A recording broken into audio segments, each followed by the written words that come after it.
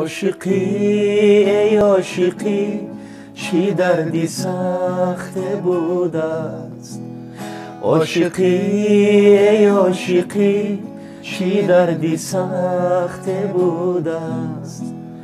هر کسی که عاشق است بیماری بخت بوده است. هر کسی که عاشق است بیماری بخت بوده است.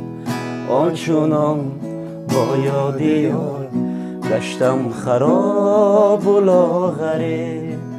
آنچنان با یاد یار گشتم خراب و لاغره. تا دیرم در دام عشق افتیده لخت بوده است. تا دیرم در دام عشق افتیده لخت بوده است. می شکوفد غنچه از باغی وصل عاشقان، لیک در آخر در آن غنچه شکسته بوده است. از نگاهی عاشقی هرگز ندیدم حاصله. عاشقی از جمله به حاصل درخت بوده است.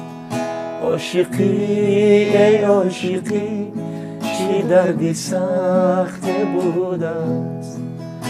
عاشقی ای عاشقی چی دردی سخت بوده است. هر کسی که عاشق است بیماری بخت بوده است.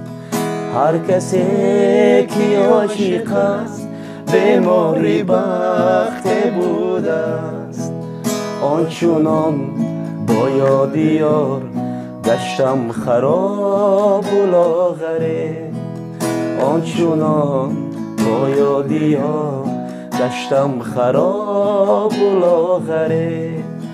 تا دلم در دام عشق افتیده لخت بوده است. تا دلم در دام عشق افتیده لخت بوده است. عاشقی